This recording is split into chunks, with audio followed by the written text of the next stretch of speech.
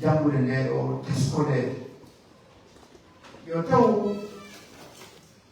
koko nelaɗo nena Aisha radiallahu anha makuno ɓeɓe landike ko honno jikkude laaɗo ɓe maki wa kana hulukuhul Qur'an laatino jikku makko ko Allah e nder ɗum ɗon o suɓagol o honɓe jangete e juuɗe mum ɗon ɗum suɓo ɓe wii ko ya ɗaɓɓitu ko janna ɓe ma honko janne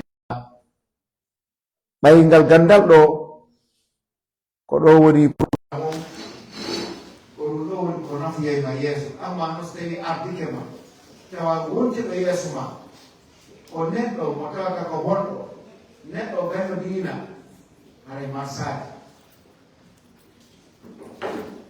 neɗɗo o memminayɗo yimɓe ɓen yoɓe hoynu kammo koɓe tedduɓe ɓen tawa kañum kadi yiɗana hoore mum ɗum yo wiw kaali ko dajjal kaali ko kadab tawa ko yiɗo on tigi yooɓi andi koko wiyete nasiha no moƴƴi ɗum noon ino woodi woɓɓe goo yahe ɓe nokkeli goo ɓay neɗɗo ngo landinoɓeram o wi mi yehii nokku goo hiran foɗi ɗon mi yehii ɗon e duɗal kono imin nani ɗin onno karmo kojo duɗal ngal wonɓe jande fay ɓen ko wonno yewde kon contre karmo koɓe goo gaa ɗum ɗum no découragé no moƴƴa joni kalifingol yimɓe ɓen ino hurdini rusulullah sallallahu alaihi wasallam mo rentinde maaki si neɗɗo wi ani ɗimmojo makko on ɓayo keefeero julɗo ɗimmojo makko hay goɓɓe maɓɓe wuttu hiɗe muɗum ma wuro ɗon taw wona noon wonta keefeero oɗa mohina ɗum on wona taw woni ɗon tagamita islam ma ɗum keeferan kam tabitay makko fini hino tabiti koye keefeero on takfir o ɓe rento ɗum moƴƴa waɗi si tawi neɗɗo wona yo naafu tun e piiji ɗi si tawi goɗɗo no faala hunjade nde e kadi hino ko haani wadde gowɗum yo reeno moƴƴa ila karawo makko kon noppi makko ɗin giiɗe makko ɗen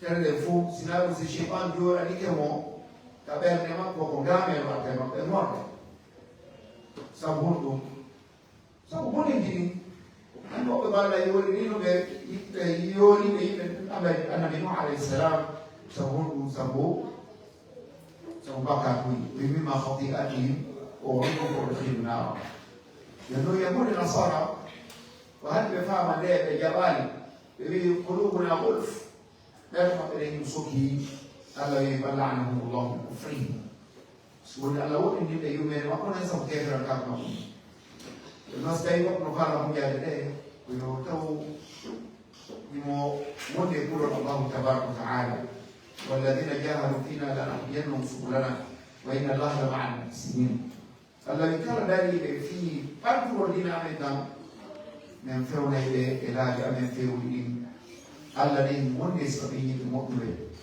ina sakkitora konngol imamu Shafii rahimahullahu taala oɗo o arno ñande go ka kama ko makko wiyete ɗum wakir wi shakawtu ila wakirin su'a hifdhi fa arshadani ila tarki al-ma'asi لأن العلم نور ونور الله لا يهدى لعاصي وين عليك وكيل يقول لي تتبقى سبت والدنيا والأرض وفيوني لنفادي تتبقى جدي إلى كتلفون تنتني هذا كلامه لما تقول إنه يولي وقت يجيب بقول هاي بليجي جيبه يقول لك إلا كلهم كفروا maɗum liɗo maɗum dargo harmoni suwa heftoy mi holliti e makko sattugol hunjagol am ɗo kadi hunjoto moƴƴaɗo ɗum kono tawi ɓe kilti o jomiraɗo lekki waɗannama ordonnance so dari وفيوني ميلا تكي مع صفاري تكبر جدي وهي لأن العلم نور سأقول قبل الدين كانوا أنور الله النوم نون يوم نتاعي كده ينوم أي مين تاجي بيجون ولا إن فايدة يوني نهار يفوي وسيدنا بيجون نولا أي هو والأهل أي بتوع الله سبحانه وتعالى يلا فامي إن ليلة سماكو ومتنا بقى في بيتي وأسلم بلا سبحانك اللهم وبحمدك أشهد أن لا إله إلا أنت أستغفرك وأتوب إليك والسلام عليكم ورحمة الله وبركاته. وعليكم السلام ورحمة الله وبركاته. جزاكم الله خير. بارك الله فيكم. أحسن الله إليكم شيئا.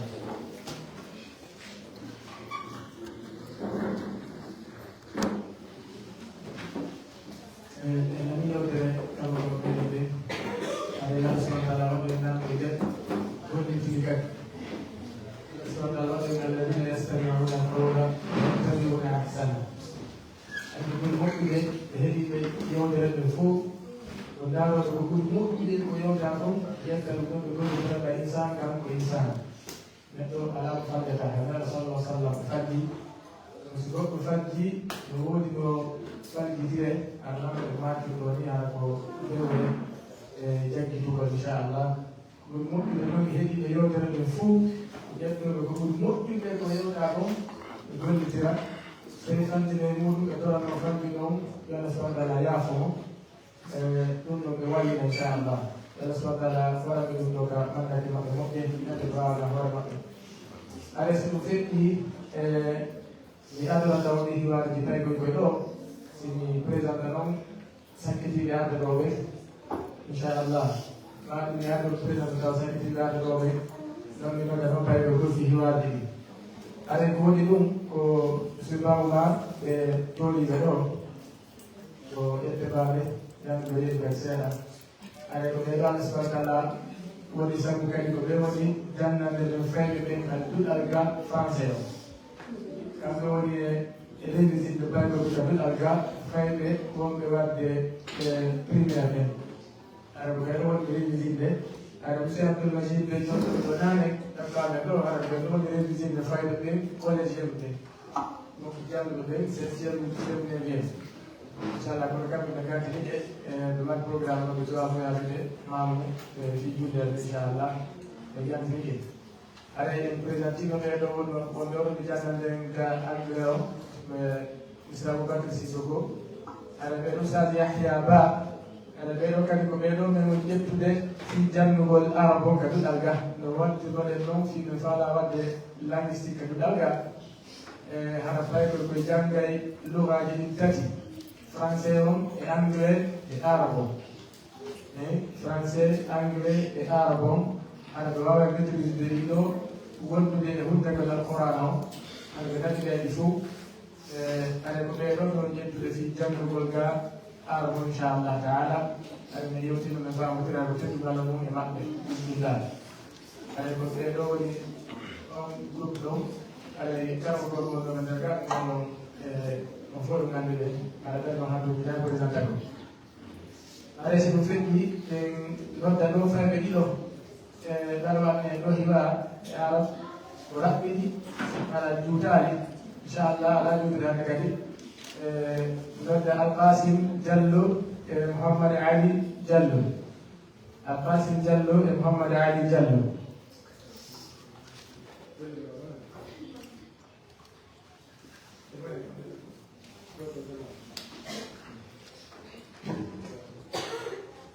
Assalamualaikum warahmatullahi wabarakatuh. Waalaikumsalam warahmatullahi wabarakatuh. كيف حالك؟ الحمد لله بخير وعافية. وأنت كيف حالك؟ الحمد لله. ما اسمك يا أخي؟ اسمي محمد علي جلو. وأنت؟ اسمي القاسم جلو. من أنت؟ أنا طالب. وأنت؟ أنا طالب. أين تدرس؟ أدرس في مركز سبيل الهدى. وأنت؟ أدرس في مركز سبيل الهدى. أين تذهب؟ أذهب إلى المركز. من أين جئت؟ جئت من البيت. أين تذهب؟ أذهب إلى المركز. إلى اللقاء في أمان الله. Allah, barakallah fi jazakumullah khair. Ada mana kali baik bagi baik juga Zainab bari sama bari, ada orang pun itu bari. Baik.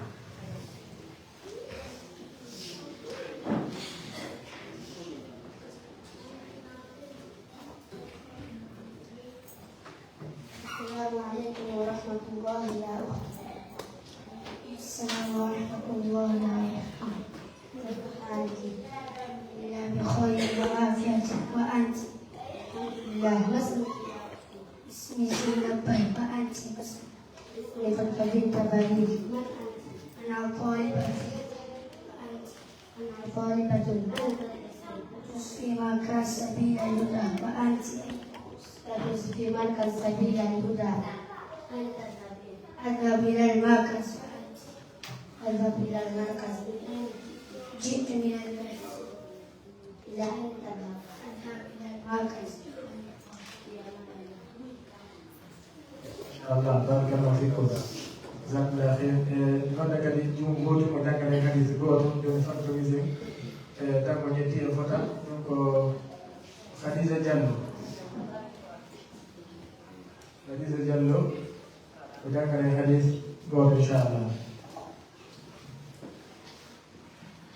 عن عمر بن الخطاب رضي الله عنه قال قال رسول الله صلى الله عليه وسلم كلمتان خفيفتان على اللسان ثقيلتان في الميزان حبيبتان إلى الرحمن سبحان الله وبحمده سبحان الله العظيم. ما شاء الله barakallah fik. نودك محمد بيلو جلو وأن أذكار بعد الصلاة. محمد بيلو جلو.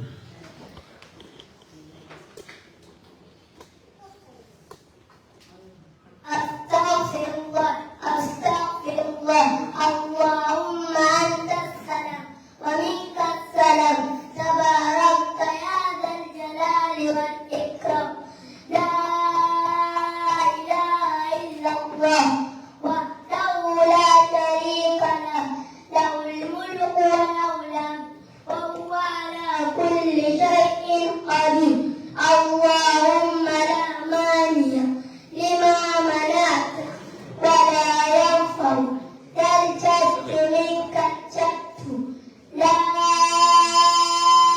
إله إلا الله وحده لا شريك له له الملك وله الحمد وهو على كل شيء قدير. لا حول ولا قوة إلا بالله. لا إله إلا الله ولا نعبد إلا إياه. له النعمة وله الفضل وله الثناء الحسن. لا إله إلا الله مخلصين له الدين ولو كره الكافرون.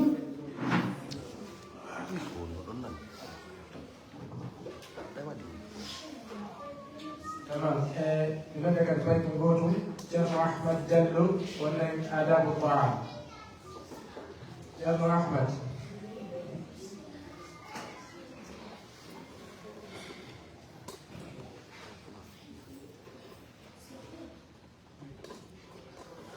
Dawa nyame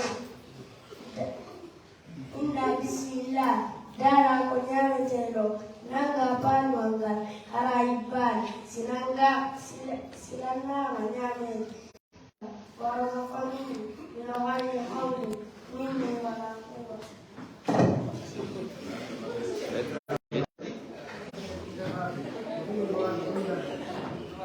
Fiqh. Lazari ahdan pada mamadan alaihim syukur. Ya wala kan. أخيرا سجد لكم بيكون عبد العزيز جلو وأن أذكار بعد الوضوء. أذكار بعد الوضوء وغير نسأل قال لكم هذا جنبه. أشهد أن لا إله إلا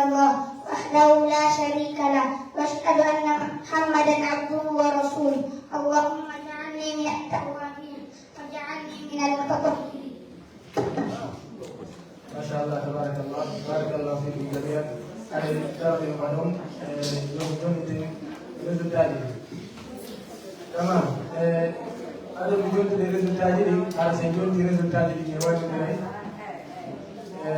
هذا information دي لي مفعلات التو سنجونتين ريزولتات يا أخوانهم بعضهم يوم تدرون أنا قاعد أقول لهم كنت أقول لهم مفهوم ما بفعله مفعلة تبدأ مركز خاص للنساء على سن البرتيبو بين هو بين كابيتال جاه على بسم الله يومكم مفعلة وقت نسأل سبحانه وتعالى موي إذا أنا وإن شاء الله نتاونا ودي كل بايكو كل هو يوم memari programme ji buy ko wonno hewde hakkude mabɓe fidda ɓe jillodi bandi fidda buy ko naata hakkude mabɓe kono ɗo e ɗum e muɗum wonde ko eɓe juuɗe keeri ɗi ana men ala huɓɓitade gotti ɗo kadi mi huɓɓitode nder ga inchallah ono joni mi faala warrude ɗum aɗa mi joni duwa e mum inchallah aɗa so ɗum feƴƴi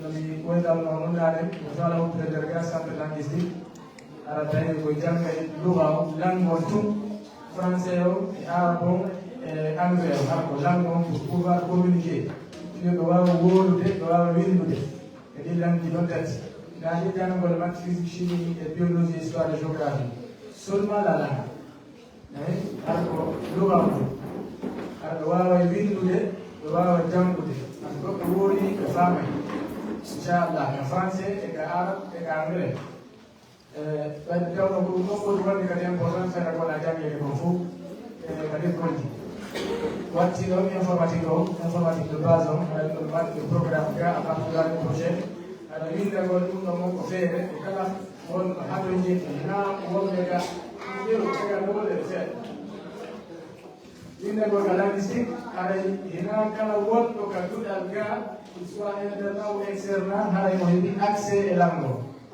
donc ko kala mawɗo faalaɗo windude bayko mum e on hala ka ɗon ko windo kadi mi signala ɗon haɗa on programme o ɓe won ƴettude ko fayɓe ɓe ala yahude ka l'école ji ko si l'école o wudditi nden o ɓeyaɗo yahude ka l'école ɓeya kadi professeur ɓe no arde ka duɗal ga jangaɓe on langue ɗo ɗilanji noon tati andi yadata ɓe yahay ka l'école ɓe jangga ga ka on langue ɗiɗon ɓe jangga alquran on ɗuuɗi ɗum haɗa présentation waɗa e hunde ɗum ɓe famata donc imma imo yewde ka l'école o arta o janga qouran o maɗum imo windi on linguistique ɗo o janga ɗum ɗon o janga qouran maɗum imo ka duɗa ga tum o yahata l'école o windaki ɗum ɗo kadi kono kadi programme tati kala madarga joni kala windiɗo ka duɗal hara ko qouran on tum ɗum woni jangude mi waɗimo programme qouran noon e nder duuɓi tati hara o kadi ɗum janga bisimillahi taala hara kanko qouran on tum woni jangu kala windiɗo hara o yahay ka l'école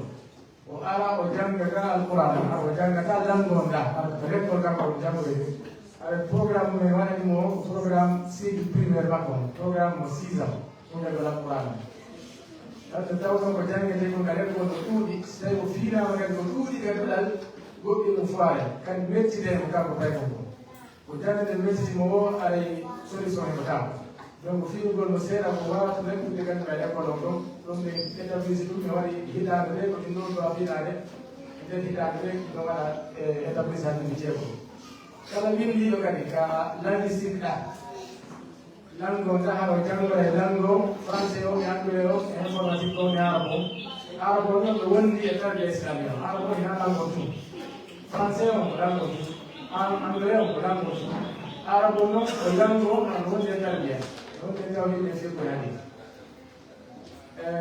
si windiɓe on programme ɗo ɓe kadi haa to naftude alquran o waɗi ɓe programme o 5 ans aɗon jiɗɗini alquran o o wawi maîtrise ɗilanji ɗo tati o wawi maîtrise les 5 logiciel de base en informatique inchallah taala aɗa ɗum ɗo woni programme ɗumen ɗeɗɗi on nder gal aɗa so ɗum feƴƴi ko annitinɗo ɗo gano maɓe fatten fi winditugol faƴƴe ɓe duɗal min wonannoon ɗo ka whatsapp ɗa ka ɗum fere wondema hannde sen joni ɗo résultat ɗi min accede fayi ɓen e joni ɗo woɓɓe no gasa woɓɓe no gaa ɓe windu walande fayɓe umar ko fayɓe heyde ɓe alama nder ga joni ɗo sagaɓe ko ɓe annduta wonnoɓe nder ga ɓe wonɓe woni abbude ala koye hoore ɓe ɗum ɓe ƴettata woɓɓe ɗo ɗum ɓenɗon koye windide inscription ɗum e fuɗɗi waɗe ɗiɗɗo haalde amduɗen bindotoɓe kesum ɓe kadi fuɗɗaɓe woɓɓe o haalde amduɗen haɗa ko heddimale moɗon mum haɗa so min acciti faɓe ɓe gande hande mi accitede inchallah kono maɓe faɓɓe fof ko ñaade maɓɓe haɗa ɓe artoyi o ɓeɗo winditiɗo ɓen ɓe windiɓe kesum ɓen ɓe fof ko ɓe artoyta ko le 30 windiɓen ka interna ɓe winditiɓen ka interna haɗa wonɓe ɓen ka externa haɗa jangde ko fuɗɗitoyto fi fuu kadi ko le 1er juillet le 1er juillet jangde fuɗɗitoyto fi fuu soit à l'internat ou bien à l'externat haɗa mari ɗo congé ko 2 semaines haɗa jangde fotoyo ndat noon kadi ɓe fuɗɗito haɗa programme ƴettaɗo à partir de là on so awi e yewtema ko ɗum o tujoɗe fu ɗum no humtitam programme o ko holno waɗiri ɓay ko ɓe anda ko ɓe anda moɗo ɓay ko ɓe anda ɗiɗi ɗo haa ɗo ɓen noon ko jangata nder hitande so hitande timmini ɓe waɗamo évaluation so paasi évaluation makko ɓe jonnon programme kesso ko jangata kadi hitande ɗotoɓe ɗon ɗe sabi ko pasade évaluation makko so wonde kadi talga haɗa ko programme ko jangguno hitande feɗɗe nden ko hokkata jangguita kadi donc min jonne fay ko ɗum programme aɗa waɗi programme siko ka l'école andi ka l'école joni so ɓay ko windi ɓe premiére année supposons so paasi e nder hitande ɓe waɗi programme ko jangata nder hitande à la fin de l'année waɗa ko composition so feƴƴi composition o yehi deuxiéme année so feƴƴani année prochaine o kako premiére année waɗata ka ga e yiɗi ɓawa gañade donc hane ko programme noon kamɓe waɗi ka ɗiɗal ga ayi ɓay ɗon ka l'école ɗani si ɓe pasani ɓe feƴƴata ɗon ɓe tawi ɓe wakkilani ɗum ɗon moƴƴa ɓuri duɗal kalama so ɓe pasade feƴƴata aɗa hannde kadi waɗa e programme ka duɗaɗo kadi ɓe andaka haɓɓe maɓɓe si ɓe pasani hay année prochaine ko ɗinnoɓe ɓe gañita ɓe feƴƴata ɓe gasa bismillah ɓe ɓurto hakkilade e rewre koɓe wakkilino ɗo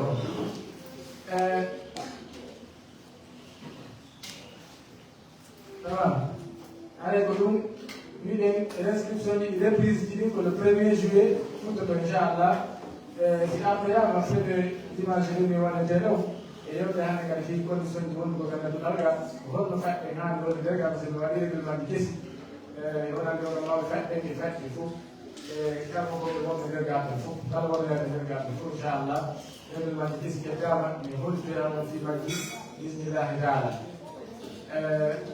haɗay ko ɗin toɓɓe ɗo nayi mi mamno komi anditira ɗo si jonna résultat ji ɗi ha ɗon jonde résultat ji ɗi ɓe présenta ɗemlagaka kadi hoɓɓe charge Mouhammad Diallo ɓe nante ɓe Mahi on jeli duɗal wiyete ngal Mahi international haɗa ko kala ko maɓɓe ko woni fondateur duɗal ngal kanka ɗo woni kala gorɗon ɗo inchallah haɗay ɓe wallidiri moƴƴa ka duɗe ɗo duɗal makko ngal ɗon o dartini ɗo fof mene yata dartina ɓe dartinde garɗo kadi fof kamɓe yata dartina inchallah haɗa ɓe nanodiri ɓe daɗɗiɗi kadi moɓɓe bisimillah Allah subahana taala ɓe ɗuggingol ngol hakkude amin e pottagal bisimillahi taala haɗa ko kamɓe joni soɗe o ko chefna ɓe yaw tamam haɗa so ɗum feƴƴi andittinaw kadi fi page mo Facebook ɗo haɗa ɗiɗi ɗi wona filmede ɗo ko fof feere ko toon woni haqqille goɗɗo no woni chef de page o ɓe naɓay lire mon ka groupe nde e WhatsApp ɗa haɗa firmuɗo kadi yeto nan page Facebook no nan page o ka YouTube haɗa wona filmede ɗo ko so ɓe gayni moƴƴude vidéoji ɗi e fotoji ko ƴetta ga ko fof ko nder page ɗo ɓe naɓata haɗa kala faalaɗo humpitade fi makko haɗa ndama e nder page ɗo inchallah aɗa joni ka résultat ji ɗo résultat ji ɗi fayi ɓen hanki alhamdulillah ɓe ganduɗo kadi capanɗe jeego e tato wiruɗen no 63 ɓe dartnoɗo hanki mi jelo kadi wisuno kadi dartugol ngol ɓe waɗama ka ɗiɗal ga mi waɗi ɓe julirde fof ɗum ɗo fof ko wotingol fayɓe ɓen janngugol ngol goo o yeeso jama o e ittugol haqqille maɓɓe ɗin e janngugol tout le temps noon ka duɗal ga ɗum ɗo fof ko maɗo wotine ka hedde hanki ɓe yahama alhamdulillah arnoɓe dartingol ɓe fof weltono janggi ko jangga kon e jangguide no seedi alhamdulillah woni buye maɓɓe hande no huuli moƴƴa non seulement ƴiwi ko ɓe wowno dartude ɗon ɓe yii kadi jeese kese ni gomoɓaɓe kadi juulete fof no toon ino ne ka quartier no ka buri no tino ala kamti na fi alhamdulillah ka jurde no hen jo ka sonna be ka do himbe fo ma be pa ma be ka buri hetti alhamdulillah ka be hettino ya be dara gatino ande ka ke himbe ka na be men tino sapo ben ko be dino be na no tino sapo alhamdulillah ka be ka be himbe no mai allez, alors, on est pour le 19-42 de moyenne. Le 19-42. Alors, non. Donc, Ousmane Sow. Ousmane Sow, allez, voilà, gars, je vais aller dire, je vais encore, l'autre, je vais aller, il faut qu'il faut l'avoir, Inch'Allah. Allez, dis-moi, pour Ahmad Diallo, le 10-57. Ahmad Diallo, oui.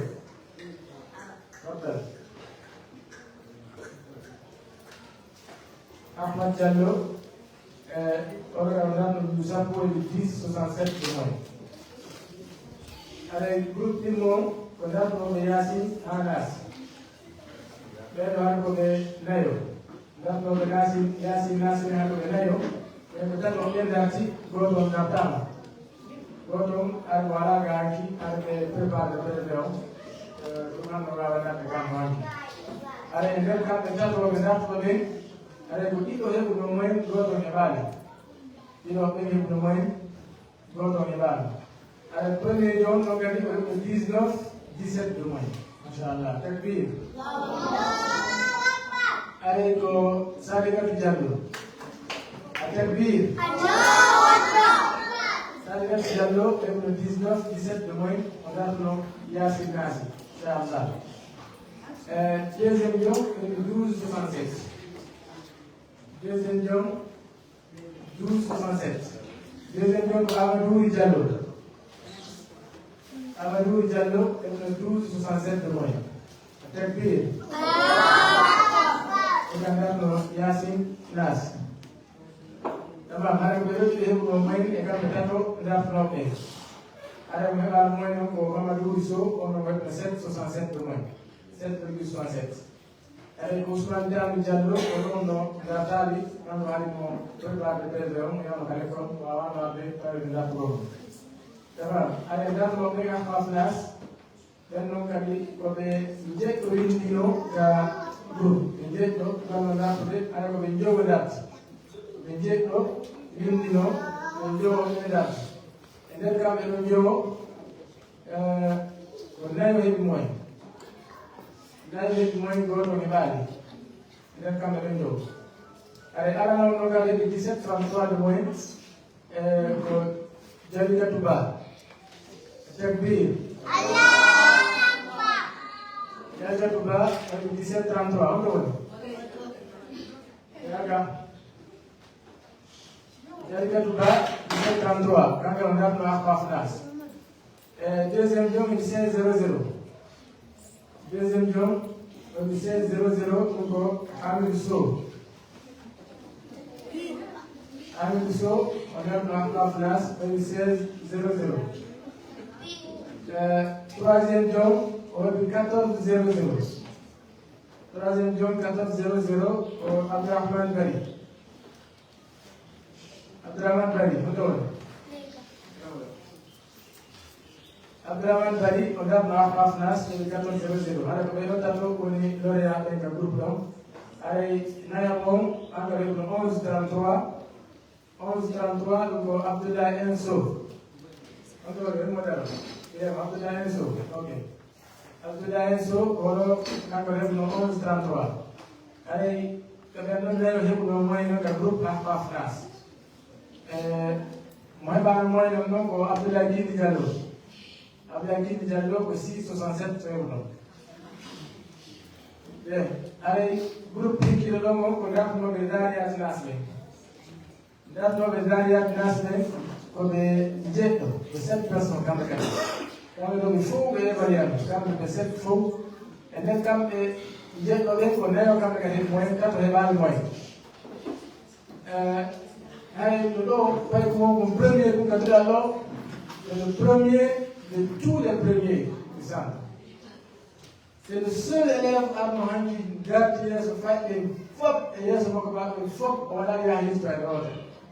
lana to lana ga fop o jami o jami ko dai ko fo barani ya hayi to fu adu wa ya hayi fa de yiti to fa ta na wala fa ya na fa tina ko ka ko fudi ha wala lana ko ta tigala o jangi labalo ke ko fa dala no alhamdulillah haro ka ko no 20 sur 20 moy bako 20 sur 20 mashallah aleko Al-Habib Jallo atakbir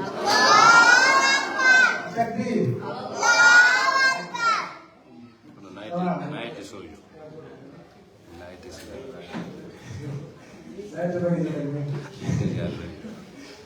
Inch'Allah. Allez, deuxième lion, le groupe on 18-50 de moyenne. Comme Mariam Jules de Balde. Mariam Jules de Balde, on 18-50. Troisième lion, on 16-17. Alors, notre troisième petit de l'eau. Quand le lion a la conquête, c'est 16-17 de moyenne. Masha'Allah. Troisième lion, pour Ahmad Tidjan Diallo, on 16-17. Elal Mohamed Ba, même 16-17. Masha'Allah. Takbir.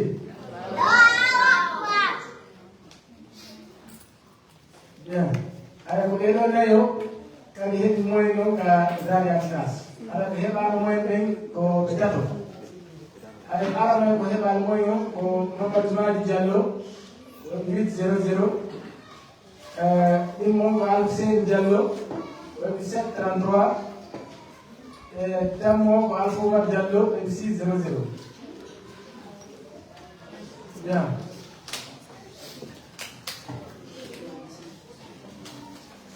Bien. Allez, groupe qui est là, on est dans le Mujal de la Nas. Le Mujal de la Nas, c'est le Camino. Le Camino, pour quoi est-ce que vous êtes? Camino de Gazi, il y a un admis et un admis. Allez, le moyen, on gagne le 19,83 de moyen. Le 19,83, le Mujal de la Nas. Donc, Mariam Assad Diallo. Mariam Assad Diallo est 19,83. C'est pire.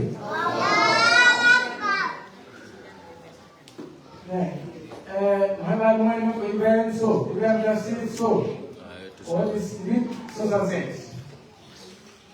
On a la moyenne. Alors, venons de l'article Mujal de la Nas.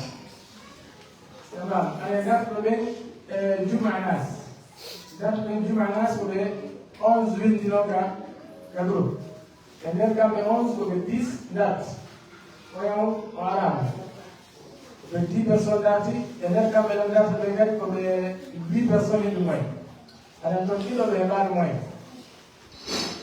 Alors, donc, il y a on a 19,75 de moins. Premier nom. 19,75.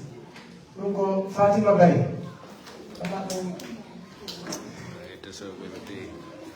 Fatima Baye, 19,75 de moins. Dans Juma Nas.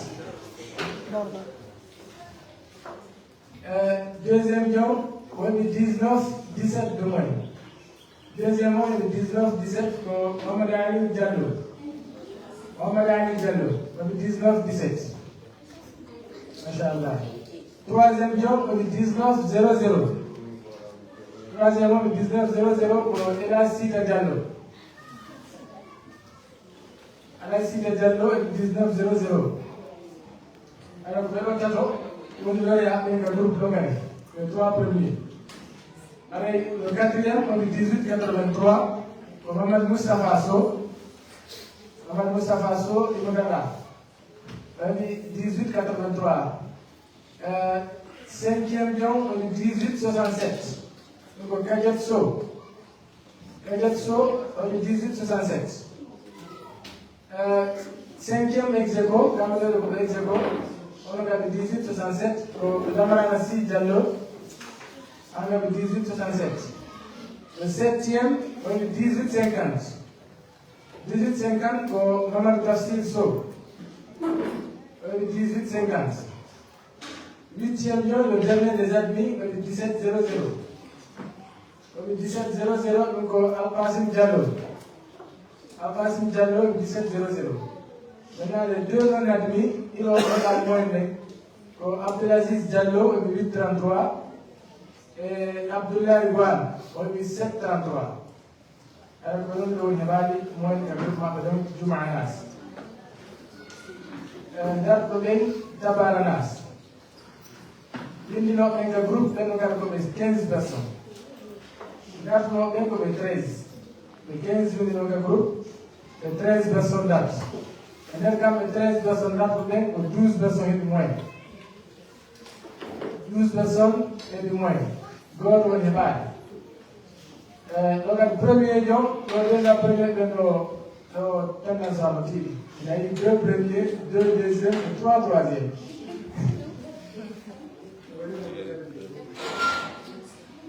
Bien. Alors, le premier jour, on a eu 1975. Les 2 premiers, on a eu 1975. Donc, Mohamed Diaye Diallo. Mohamed Diaye Diallo est de 1975. Et Thierno Mohamed Diallo est de 1975. Masha'Allah. Bien. Les 2 deuxièmes, Djerab Kad Bayi et Gadjet Diallo est de 1900. Djerab Bayi et Khadija Diallo. Et le de 1900. Le troisième est de 1875. Le 1875, Fatima Diallo, Hadiat Diallo, Adama Wasso.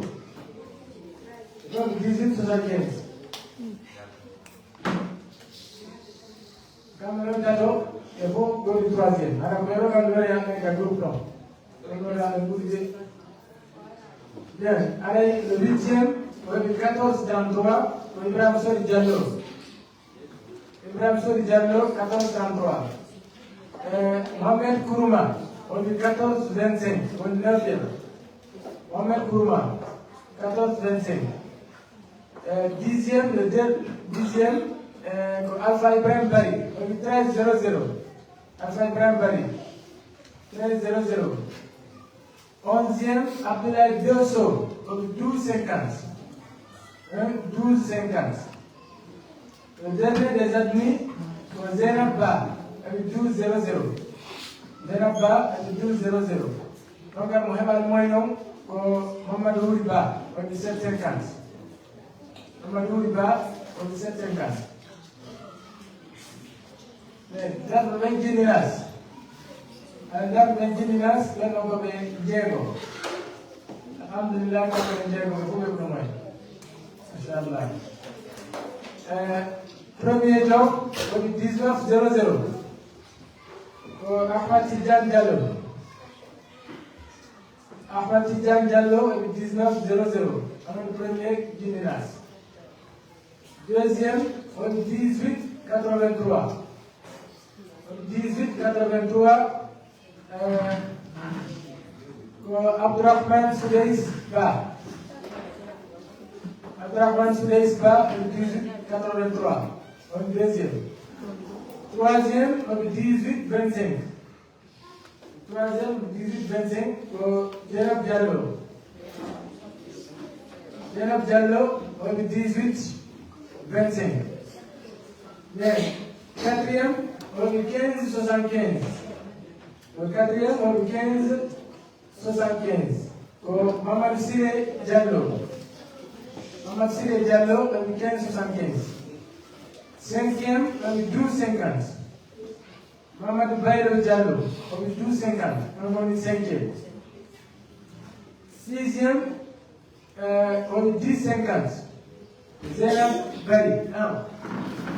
Zainab Bari, on est 1050.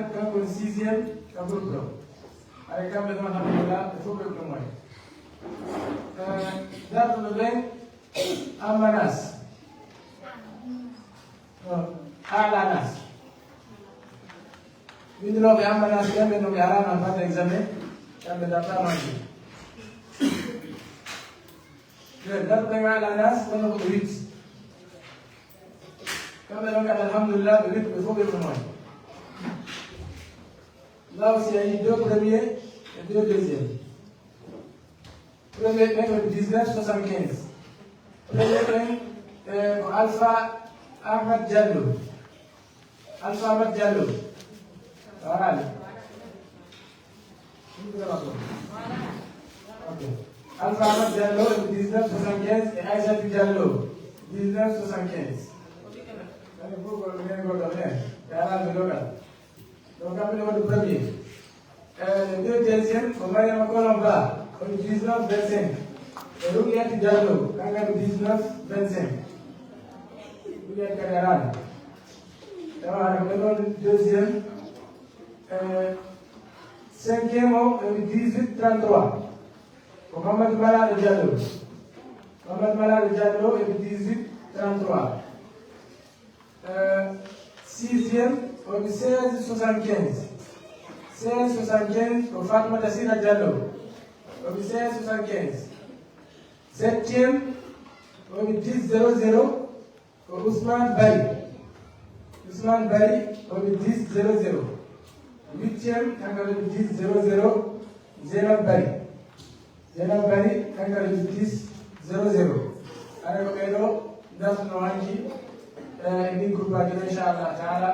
Alors, gagner des faux, alors, nous allons encourager le groupe Wakilade. Nous allons la première de l'eau. Alors, parmi les deux derniers mois, alors, on dit dans les villes de Babagoy. On dit, il y a l'émotion qui a joué sur les enfants. L'émotion, vous voyez le mec, quand vous jouez pas avec le bruit. So kan ni jon no pay do ko so ko joy ko kali diga kala do ngam ni do no ngam ko ko da ko ni bulla ni baba baba ale gagner des fonds encourager de plus de monde avant qu'il allait ale gagner qui gagner comme gagner de encourager le avant qu'il inchallah ce n'est pas la fin du monde gagner comme gagner encourager il est sur bismillah taala on a le premier on a le deuxième deux à deux le gars pour le premier. Et là, il va nous dire que vous avez la quelqu'un. Allez, on va faire Inch'Allah. Allez, quand il faut des révélations, comme vous dites, allez, comme il y a 4 personnes, on est comme gagnant. Pas comme pour anglais, allez, Mohamed So, Ibrahim Tafsir, So, Ibrahim Akolom, Ba, Alfomar, Diallo. On est le faire.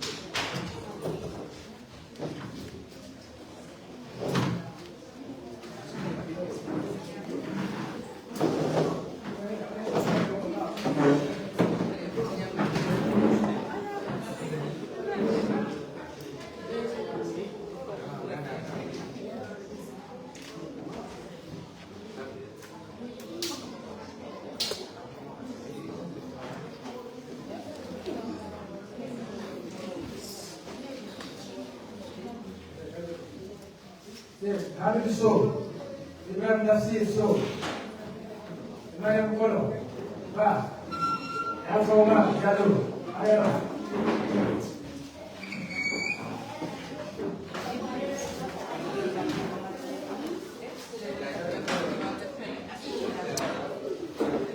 sekolah, betul.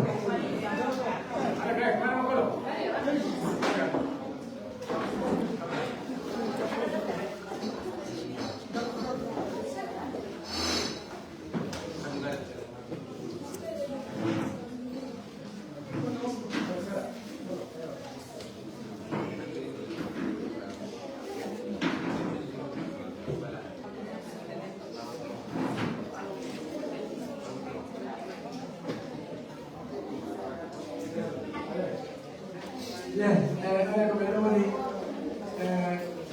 Hingga Assalamualaikum. Kalau kebetulan kalau ada yang terdapat ada benda yang baik hal yang sini yang baik dengan batu berjodi, an dan jual. Ada yang baik dengan roti jam jual. Jual waktu itu mufuk ada. Ada yang tori orang orang baik dengan orang buat rali roti kamu tu.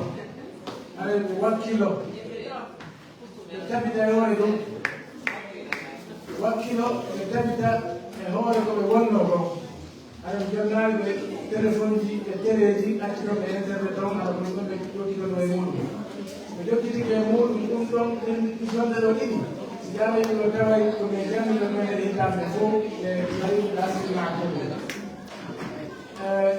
Hari ya orang mau berfirman dengan senior Friday, hotel John Denny.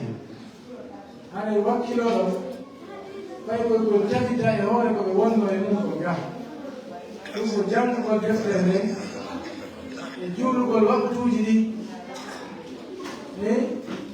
kamu berfirman ini wasi kalau orang yang tidak orang mau berfirman, Allah SWT jadi kita kamu orang yang jauh.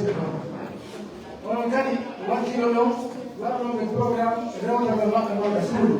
Beliau tu orang tinggi dah orang berjanji dah masih berjanji sejagat. Orang tinggi itu orang beliau tu orang ada orang mana.